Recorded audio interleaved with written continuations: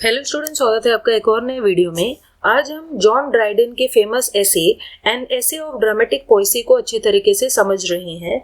इस एसे में John Dryden ने हमें बताया है कि कैसे इंग्लिश ड्रामा फ्रेंच ड्रामा से कहीं ज़्यादा बेहतर है और शेक्सपियर सबसे बेस्ट ड्रामेटिस्ट थे। तो चलिए अब हम लोग इस एसे के इंट्रोडक्शन को देखते हैं और उसके बाद फिर समरी को स्टार्ट करते हैं। जॉन ड्राइडन ने इस एसे को 1666 में लिखा था, जब ग्रेट प्लेग ऑफ लंदन हुआ था, और शायद इसे 1668 में पब्लिश करवाया गया था। जैसे मैंने आपको बताया, ड्राइडन इस एसे में क्लेम कर रहे हैं कि ऐसा पोएटिक ड्रामा जिसमें इंग्लिश इन्फ्लुएंस है वो एक ज़्यादा अच्छा आर्ट फॉर्म है as compare to traditional French poetry. तो फ्रेंच इन्फ्लुएंस से बेहतर है इंग्लिश इन्फ्लुएंस ड्रामा में, ऐसा वो कह रहे हैं। And essay of dramatic poesy deals with the views of major critics and the testers of men and women of the time of Dryden. तो ड्राइडन के समय में जो लोग थे उनके टेस्ट कैसे थे, वो क्या प्रेफर करते थे, और तब के जो क्रिटिक्स थे उनके क्या व्यूज थे, इन सारी बातों को इस एसे में बताया गया है। और लेट 17th सेंचुरी में शेक्सपियर को बहुत ज़्यादा क्रिटिसाइज किया गया था, क्योंकि जो शेक्सपियर थे वो अलग अलग जॉनर्स को एक साथ मिक्स कर देते थे, जैसे कि ट्रेजेडी और कॉमेडी को मिक्स करना। लेकिन इन सारी चीज़ों को क्रिटिसाइज किया जा रहा था, लेकिन वो ड्राइडन ही थे जिन्होंने शेक्सपियर के लेवल को फिर से एलिवेट किया और शेक्सपियर को फिर से उसी ऊंचाई पर वो ले गए। तो ये जो ऐसे है वो एक सेमी ड्रामा है, यानी ड्रामा की तरह लिखा गया है। और इसमें 4 डिबेटर्स हैं, यानी 4 लोग होते हैं, जिनमें जो निएंडर का कैरेक्टर है वो ड्राइडन के व्यूज को बता रहा होता है। तो चलिए अब हम लोग इस ऐसे की समरी को स्टार्ट करते हैं। An essay of dramatic Poaceae की जो शुरुआत है वो होती है जहाँ पर एक बैटल हमें दिखाई जा रही है, एक लड़ाई हो रही है इंग्लैंड और नेदरलैंड्स के बीच, और 4 व्यक्ति हैं जिनका नाम है क्राइट्स, यूजीनियस, लिसिडियस और निएंडर, जो एक बोट से जा रहे हैं ताकि वो उस लड़ाई को देख सकें। और तभी उनके बीच एक डिस्कशन शुरू होता है मॉडर्न लिटरेचर को लेकर। Crites opens the discussion by saying that none of his contemporaries, moderns, can equal the standards and the rules set by ancient Greeks and Romans. तो जो क्राइट्स है वो बोलने लगता है कि जो एंशियंट लोग थे, रोमन और ग्रीस के जो ऑथर्स थे, राइटर्स थे, वो कहीं ज़्यादा बढ़कर थे आज के मॉडर्न राइटर्स से। कॉन्टेम्पररीज का मतलब होता है उसके टाइम के जो राइटर्स हैं, तो उसके टाइम के जो राइटर्स हैं वो कुछ भी नहीं है as compare to Greeks and Romans, ऐसा क्राइट्स कहता है। लेकिन तभी यूजीनियस उसे रोकता है और कहता है कि तुम अपना टाइम वेस्ट मत करो, आज के लोगों में कमियां मत निकालो, ये तो बताओ कि ग्रीक्स और मॉडर्न्स में ऐसी क्या, ग्रीक्स और रोमन्स में ऐसी क्या खासियत थी, ऐसे क्या मेरिट्स थे, तुम क्यों उनको अच्छा कह रहे हो। क्राइट्स बेसिकली एरिस्टोटल और जो पुराने ऑथर्स हैं उनको फेवर करता है और कहता है कि एरिस्टोटल ने कहा था कि drama is imitation of life, drama life का एक इमिटेशन है, यानी लाइफ की नकल है। Crites holds the drama of such ancients is successful because it depicts life. तो क्राइट्स कहता है कि उस टाइम के जो ऑथर्स थे उनका जो ड्रामा है वही सक्सेसफुल है आज के भी दौर में, क्योंकि वो लाइफ को डिपिक्ट करता है। उस समय का जो ड्रामा है वो जिंदगी को दर्शाता है।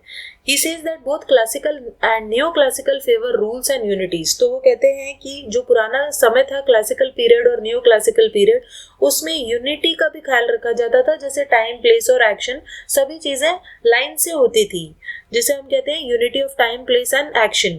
According to Crites, modern dramatist are shadows of Aeschylus, Sophocles, Seneca and Terence. तो क्राइट्स कहते हैं आजकल के जो ड्रामेटिस्ट हैं वो सिर्फ पुराने राइटर्स की नकल करते हैं, पुराने ड्रामेटिस्ट जैसे असाइलस, सोफोकल्स, सेनेका और टेरेंस की वो कॉपी करते हैं। फिर वो एग्जाम्पल देते हुए क्राइट्स कहता है कि बेन जॉनसन भी क्लासिक से ही अपनी चीज़ों को बोरो करते हैं अपनी राइटिंग्स में, और इसीलिए वो अपने आप को मॉडर्न होरेस भी कहते हैं। और इसीलिए जो क्लासिकल पीरियड था वो बहुत ज़्यादा स्किलफुल था और बहुत ज़्यादा अच्छा था, और जितने भी तब के राइटर्स थे वो बेस्ट थे, ऐसा वो कहता है। उसके बाद यूजीनियस बोलने लगता है, और ऑब्वियसली यूजीनियस जो है वो पुराने ज़माने को नहीं बल्कि मॉडर्न ड्रामेटिस्ट को फेवर करते हुए वो कहता है कि जो क्लासिकल प्लेराइट्स थे उनमें बहुत ज़्यादा फॉल्ट से बहुत ज़्यादा कमियां थी, तो उसे मॉडर्न राइटर्स के वर्च्यूज के बारे में बात करनी चाहिए थी कि उनमें क्या अच्छाइयाँ थी, लेकिन वो क्लासिकल प्लेराइट्स में क्या कमियां थी ये वो बोलने लगता है। वो कहता है कि जो क्लासिकल ड्रामा है उसे ठीक तरीके से एक्ट्स और एक्ट्स में डिवाइड नहीं किया गया है और उनमें ओरिजिनलिटी नहीं है। वो बस घिसी पिटी कहानियों को दोहराते रहते हैं क्लासिकल ड्रामा में, जिनको सब जानते हैं, ऐसा यूजीनियस कहता है। इसके अलावा जो क्लासिकल ऑथर्स हैं वो पोएटिक जस्टिस को भी डिसरिगार्ड करते हैं, यानी भले लोगों के साथ बुरा हो जाता है और बुरे लोगों के साथ अच्छा हो जाता है। वो कहता है कि instead of punishing the vice and rewarding the virtue they often show prosperous wickedness and an unhappy devotion. तो यूजीनियस कहता है कि जो एंशिएंट राइटर्स हैं वो कभी कभी वो बुराई को पनिश करने की जगह वो अच्छाई को पनिश कर देते हैं। Instead of punishing the vice and rewarding the virtue they have shown prosperous wickedness and an unhappy devotion. This the classical drama also lakhs affection. तो इस तरीके से जो क्लासिकल ड्रामा है उसमें अफेक्शन की कमी है और अच्छे लोगों के साथ वो बुरा कर जाते हैं। The heroes of Homer were lovers of appetite, food, etc. तो यूजीनियस कह रहा है कि होमर के जो हीरोज हैं, उसने जिन हीरोज के बारे में लिखा है उन्हें खाना पीना बहुत पसंद था, जबकि जो फ्रेंच ड्रामा के मॉडर्न कैरेक्टर्स हैं वो तो लव के लिए अपना सोना खाना पीना सब कुछ त्याग देते हैं। तो इस तरीके से यूजीनियस जो है वो मॉडर्न राइटर्स को जस्टिफाई करता है। उसके बाद आता है लिसिडियस। अब जो लिसिडियस है वो फ्रेंच ड्रामा को फेवर करता है। अर्लियर 17th सेंचुरी में जितने भी फ्रेंच ऑथर्स थे, फ्रेंच ड्रामा था, उसको वो फेवर करता है। French drama led by Pierre Corneille strictly followed unities of time. तो वो कहता है जो फ्रेंच ड्रामेटिस्ट था पियर कॉर्नियल, उसने सारी यूनिटीज का ख्याल रखा, टाइम, प्लेस और एक्शन का, यानी हर एक चीज जो है वो एक सिंक्रोनाइज्ड तरीके से हुई। The French dramatist never mix tragedy and comedy. इसके अलावा जो फ्रेंच ड्रामेटिस्ट हैं वो ट्रेजेडी और कॉमेडी को मिक्स नहीं करते थे और वो पोएटिक जस्टिस का ख्याल रखते थे। जिसके साथ सही होना चाहिए उसके साथ सही होता है, जिसके साथ बुरा होना चाहिए उसके साथ बुरा ही होता है। वो ओरिजिनल सिचुएशन को बदलते नहीं है। The French dramatist interweave truth with fiction to make it interesting, bringing elements that lead to fate and borrow from history to reward the virtuous which he was earlier deprived of. तो जो French dramatist हैं वो fiction और सच्चाई, truth को मिलाते हैं और इस तरह से स्टोरी को बनाते हैं ताकि जो वर्चुअस हैं, जो भले लोग हैं, उनके साथ अच्छा ही हो। They prefer emotions over plots. तो जो फ्रेंच ड्रामेटिस्ट हैं वो इमोशंस पर ध्यान देते हैं और जो वायलेंट एक्शंस हैं, यानी जो मारपीट है, मारकाट है, वो ऑफ स्टेज होती है, यानी स्टेज के पीछे होती है, और जो मैसेंजर्स हैं सिर्फ वही स्टेज पर आकर बताते हैं कि हो क्या रहा है। ऑडियंस को मारपीट नहीं दिखाई जाती है। इस तरीके से जो फ्रेंच ड्रामेटिस्ट हैं वो इमोशंस का ख्याल रखते थे।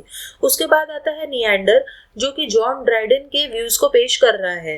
तो निएंडर जो है वो लिसिडियस के आर्गुमेंट्स को कॉन्ट्रडिक्ट करता है और कहता है कि ऐसा बिल्कुल भी नहीं है कि सिर्फ फ्रेंच ड्रामा ही महान है।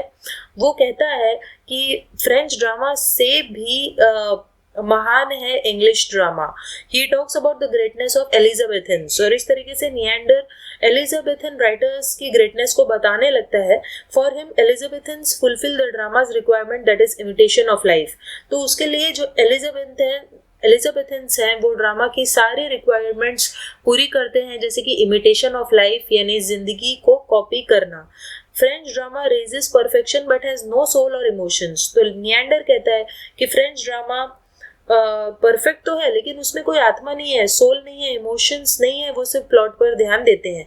निएंडर कहता है कि ट्रेजिक कॉमेडी ही बेस्ट तरीका है ड्रामा का, क्योंकि एक तरफ हम अगर दुख दिखा रहे हैं तो उसके साथ साथ कॉमेडी भी दिखा रहे हैं। तो सैडनेस और जॉय दोनों को एक साथ जब मिलाकर हम दिखाते हैं तो ये एकदम जिंदगी की तरह होता है, क्योंकि जिंदगी में भी सुख और दुख आता और जाता रहता है। इसी वजह से ट्रेजिक कॉमेडी ही सबसे बेस्ट तरीका है ड्रामा का। ही बिलीव्स दैट सब plots enrich the drama.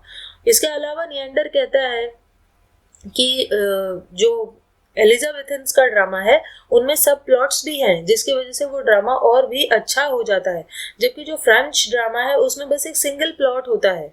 Further, Samuel Johnson, who defended Shakespeare's disregard of unities, और उसके बाद फिर निएंडर सैमुअल जॉनसन, जिन्होंने शेक्सपियर को डिफेंड करते हुए कहा था कि शेक्सपियर जो है यूनिटी का ख्याल नहीं रखता, इसमें कोई बुरी बात नहीं है, ये अच्छा ही है क्योंकि इससे जो ड्रामा है वो और भी खास होता है।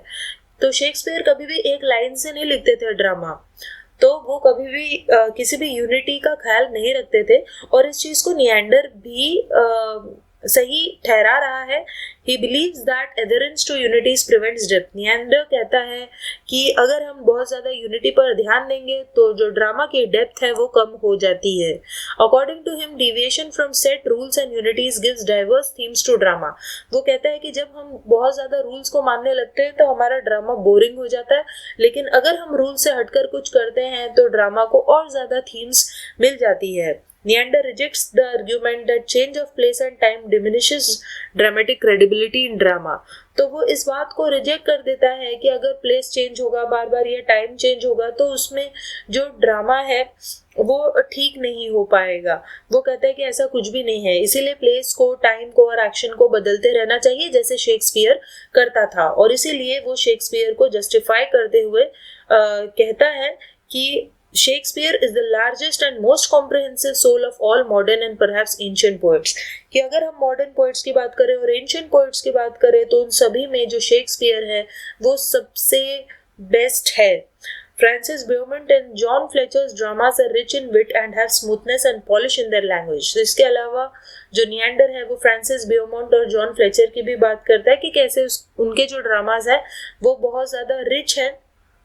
और निएंडर कहता है I am apt to believe the English language in them arrived at its highest perfection. कि ऐसे राइटर्स के जरिए ही इंग्लिश लैंग्वेज जो है वो हाईली परफेक्ट बन पाई। और फिर निएंडर कहता है if Ben Jonson is a genius for correctness Shakespeare excels him in wit. तो बेन जॉनसन जैसे जीनियस है करेक्टनेस में, उसी तरीके से जो शेक्सपियर है वो विट यानी होशियारी में उसे भी पीछे छोड़ देता है। बेन जॉनसन को भी शेक्सपियर ने पीछे छोड़ दिया। तो इस तरीके से निएंडर जो है वो एक बहुत ही फेमस लाइन कहता है कि शेक्सपियर हमारे ज़माने का होमर है और father of our dramatic poets Jonson Virgil है। और उन दोनों को ही जो निएंडर है वो एडमायर करता है, लेकिन फिर भी वो शेक्सपियर को सबसे ज़्यादा पसंद करता है। और इस तरीके से निएंडर कहता है कि एलिजाबेथन सुपीरियर है क्योंकि उनके प्लेज में बहुत सारे थीम्स हैं, इमोशंस हैं और विट है यानी होशियारी है, और वो बहुत ज़्यादा रूल्स के पीछे नहीं पड़ते, और उनका जो ड्रामा है वो एक इमिटेशन ऑफ लाइफ है यानी लाइफ की ही नकल है, और इसीलिए एलिजाबेथन ड्रामा फ्रेंच ड्रामा से भी बढ़कर है। इसके बाद फिर इस डिस्कशन के बाद एक आर्ग्यूमेंट होता है क्राइड्स और निएंडर के बीच कि क्या प्लेस में राइम का इस्तेमाल होना चाहिए, राइमिंग लाइन्स होनी चाहिए। तो क्राइड्स कहता है कि नहीं, ब्लैंक वर्ड्स ही ठीक होता है, उसमें कोई राइमिंग नहीं होनी चाहिए। लेकिन निएंडर कहता है कि राइम होना चाहिए और राइम की वजह से ही एक ड्रामा जो है वो अच्छी तरीके से अपने आप को एक्सप्लेन कर पाता है और ड्रामा इंटरेस्टिंग हो पाता है। इसके बाद जो बोट है वो अपने डेस्टिनेशन पर पहुंच जाती है सोमरसेट हाउस, और वो डिस्कशन वहीं पर ख़त्म हो जाता है बिना किसी कंक्लूजन के। सो आई होप आपको ये समरी अच्छी तरीके से समझ में आई होगी और चारों जो डिबेटर्स हैं उनका जो मत है वो ठीक तरीके से समझ में आया होगा। सो चलिए हम मिलते हैं नेक्स्ट वीडियो में, तब तक के लिए बाय।